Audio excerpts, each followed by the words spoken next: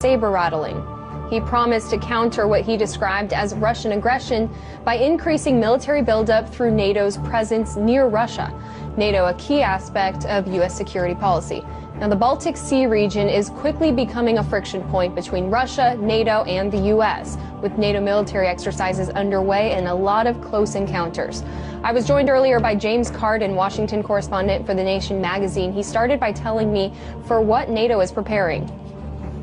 It was recently announced that NATO is going to be sending in 4,000 troops to Lithuania and Poland as part of the European Reassurance Initiative. That's a $3.4 billion initiative designed ostensibly to reassure our NATO allies in light of what has been happening in eastern Ukraine. In addition to that, the United States has sent in the USS Donald Cook, which is a missile-class destroyer about 50 miles away from Kaliningrad. Now, Kaliningrad, a lot of Americans don't know, is a Russian port between Poland and Lithuania, and they have a major naval base there. And so the effect of these maneuvers by the United States and NATO has been to increase tension in the region. So what exactly is the aggression that they're worried about? I mean, this is a lot of militarized presence that they're gearing up for. Yeah, what they claim to be very worried about is a repeat of what has happened in eastern Ukraine. The entire Europe must calm down in the knowledge that the Pentagon would do anything in order to protect Europe from Russia. On Monday, the Pentagon deployed a pair of F-22 fighter jets to southeast Romania in an effort to deter hypothetical Russian aircraft. The US Air Force aircraft arrived at the airbase on the Black Sea, less than 400 kilometers away from the Russian military stronghold of Sevastopol on the Crimean Peninsula. The US Air Force has deployed F-15 Eagle air superiority fighter aircraft to Iceland and the Netherlands. Several NATO countries as well as non-members, such as Finland and Sweden, are sending planes to Estonia for the first massive Air Force exercise to feature civilian airport aimed at training for interception of aircraft losing contact inside Finnish airspace. The two-day exercise called Ramstein Alo-1 will kick off at the Estonia's Amari Air Force Base next Thursday. It will be involving warplanes and air crews from Belgium, Spain, and Poland, as well as non-NATO members such as Finland and Sweden.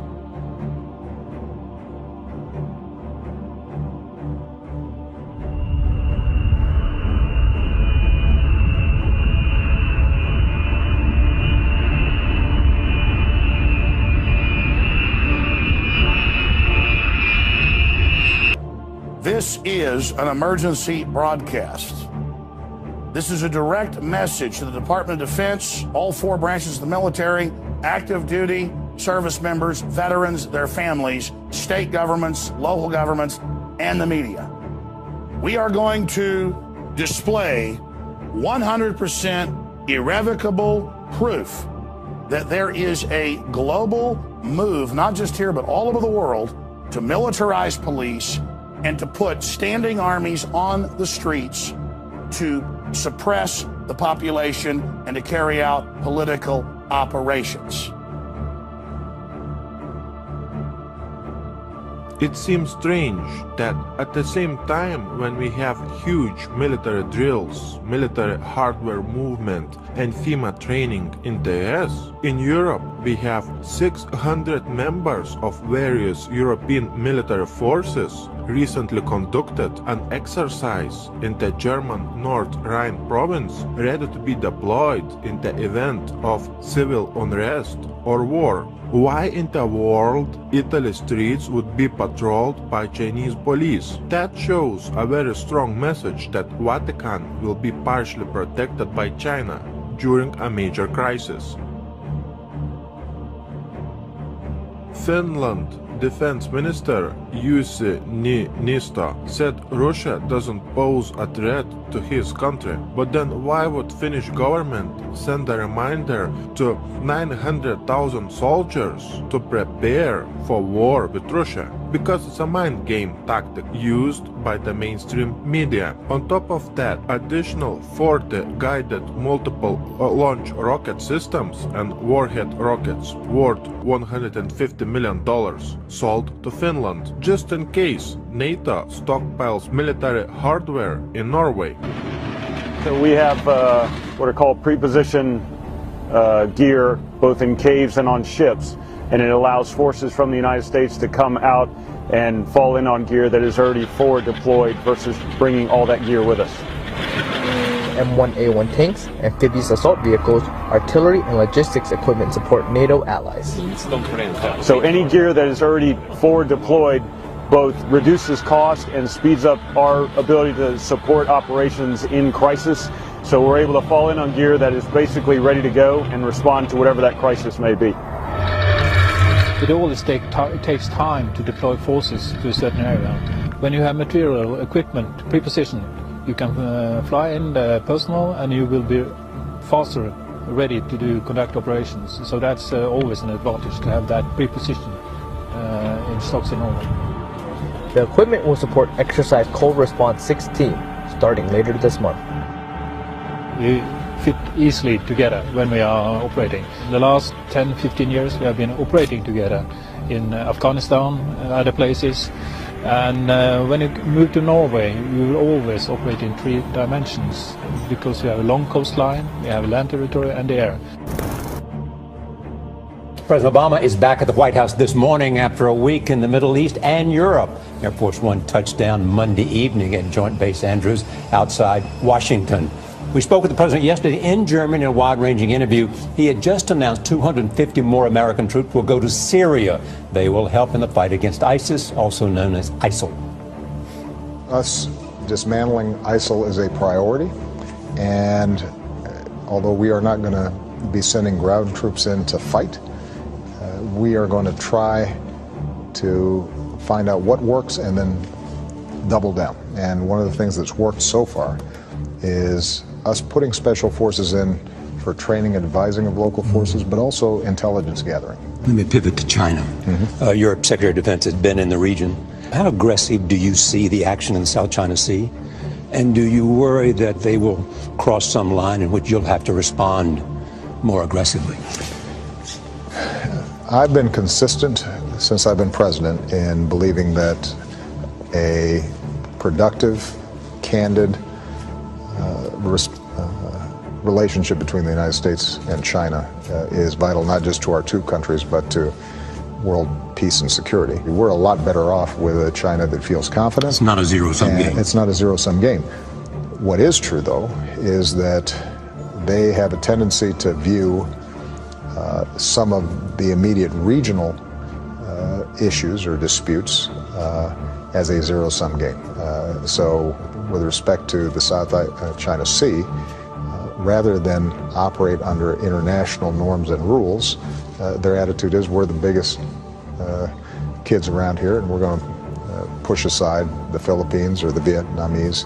But it doesn't mean that we're trying to act against China. We just want them to be partners with us.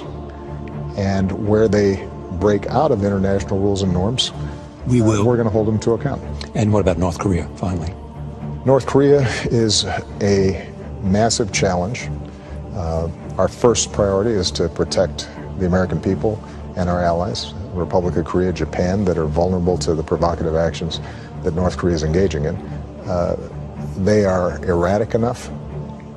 Their leader is personally irresponsible enough that we don't want them getting close. But it's not something that lends itself to an easy solution.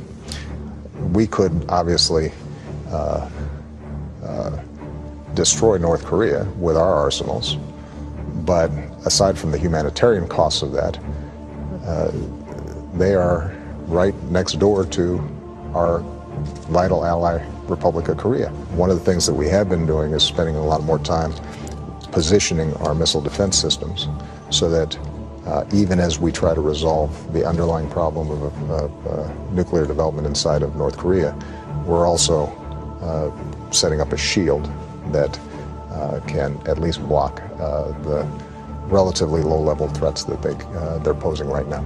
President Obama has launched the U.S. most massive military buildup close to Russian and Chinese borders. This piece of information clearly shows a very strong message of the beginning of a major conflict between major superpowers such as NATO, Russia, and China. As you are watching this video, we have missile defense shields being set up and being installed in Israel, in North Korea, Eastern Europe, and Russia. When United States is testing its new intercontinental ballistic missiles, we have Canada asking to join US missile shield to enhance national security. Canada has suggested it may join the US missile defense shield. Then we have the installation of the US missile shield in Eastern Europe along Russian border. Russia has opposed US and NATO plans to deploy anti-missile systems close to borders with Russia. Washington says that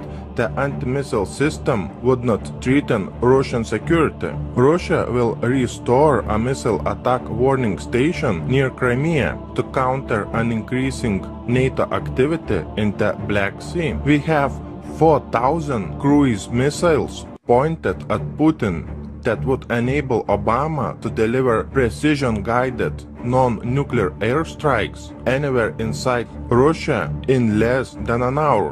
When Putin calling Obama's new missile shield in Eastern Europe along Russian border a direct threat, we have Poland setting up a new missile shield. And then we have Romania setting up a new missile shield. We have US anti-missile base in Poland put by Obama, and in Kaliningrad we have Putin threatening to put nuclear missiles there. We have Putin activating S-400 defense systems all around Russian border with Eastern Europe, and we have nuclear missile systems patrolling Moscow streets. We have Norway and the US planning to establish a new military radar post in Vardø, Finnmark, in addition to the already existing US Globus 2 radar system. Let me show you on the map where all the missile defense shields are being set up and being installed in Eastern Europe. Just look at this map. Here we have Putin in Moscow placing S-400 defense systems all around Moscow, and we have some in Kaliningrad. Here we have Obama setting up a missile defense shield in Poland and Romania, and putting radars in Norway. And in all these countries we have NATO and US military training at unprecedented scale. Watch my new video on military training and military hardware movement by Putin and by Obama in these countries. The link to my new video, as always, will be below in the description box.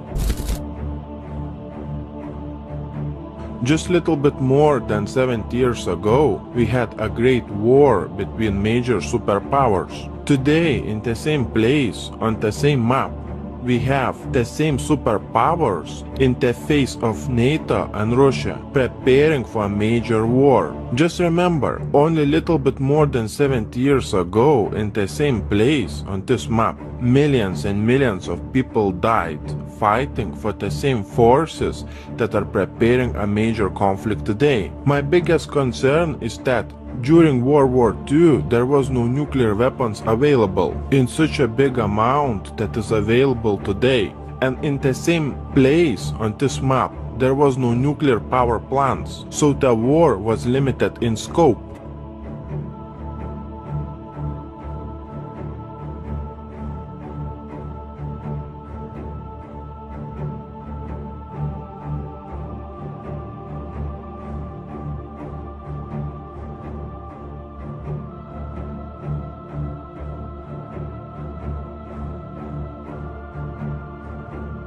While the Allied forces lost hundreds of thousands of citizens during the course of the conflict, at least 27 million Soviets were killed during what's known in Russia as the Great Patriotic War.